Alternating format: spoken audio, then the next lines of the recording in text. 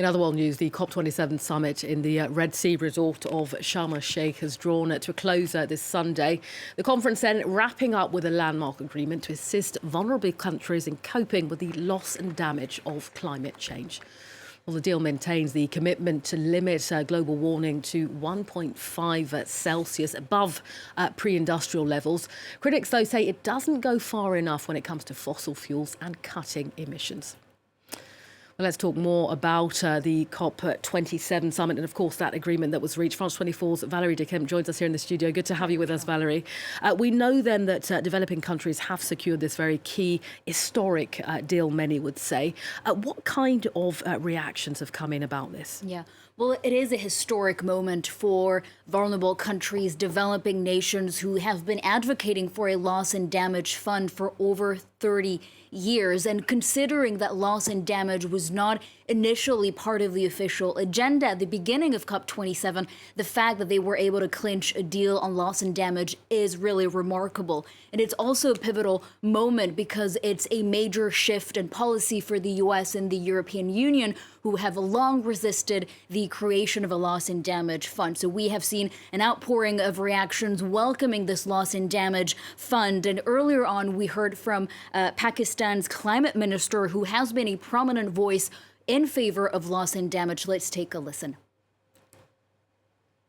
We have struggled for 30 years on this path, and today in Sharm el-Sheikh, this journey has achieved its first positive milestone.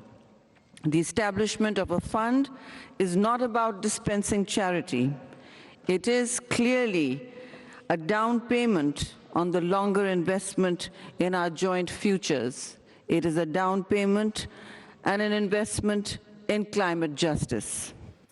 Pakistan's climate minister speaking there. We've used words like historic in terms of this agreement, pivotal. It has to be said, though, Valerie, there are some key issues that need ironing out in this landmark deal. Absolutely. I mean, you're right to point out that this is just the beginning, and there will be lots of twists and turns going forward as countries will need to hash out many of the details of the creation of this fund. Hopefully, it will be operational by the end of the year before COP28. And so one of the key questions that remains quite unclear here is who will benefit from this loss and damage fund. So the EU has said that financial support will only go to vulnerable countries. Now, a committee has been set up with 13 countries from the global south and 10 countries from the global north. They will have to define what does vulnerable actually mean, bearing in mind that the US and the EU have been very clear about the fact that they don't want emerging economies like China or Gulf states like Qatar, Saudi Arabia, which are still considered developing nations according to the official UN definition. They don't want those countries to benefit from the loss and damage fund. There's also a key question of where will this money actually come from? And wealthy nations have been also very clear that they are willing to support the creation of this fund as long as they're not the only ones putting their hands in their pockets. And so this committee will also have to tackle the thorny question of, does China, now the largest emitter of greenhouse gases and also a country that has a lot of wealth now, is the role of China now, do they have to contribute to this fund of loss and damage? So far, very little money has been put on the table, $350 million US, but we know that in 2021 alone, the climate crisis cost countries $200 billion US. So it's fair to say then, Valerie, there's a long road ahead in terms of kind of coming to terms with this loss and damage fund and, as you say, the missing funds at this particular stage. In terms of criticism over this deal, let's stick with that, because when it comes to fossil fuels and the way in which, these wealthy countries can cut,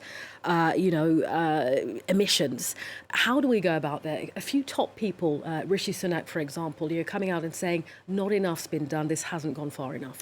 That's right, because even though countries with this deal, they have tackled the consequences of the climate crisis with this loss and damage fund, they have not they're not addressing the core causes of the climate crisis. And so fossil fuels, of course, are not mentioned in this deal. There's no phase out of fossil fuels in this deal. And that's because countries like Russia and Saudi Arabia, they pushed back very hard for oil and gas not to be included in this deal, We also know that the target of 1.5 degrees Celsius remains in the text, but again, not enough has been done in terms of commitments. That's why we are hearing from Alok Sharma, for example, saying this deal is not good enough. And Frans Timmermans, also the EU climate chief, also coming out and saying how disappointed he was, although we had major advances in terms of loss and damage, but how disappointed he was in terms of what we are seeing in terms of emissions and also reaching the targets of the 1.5 degree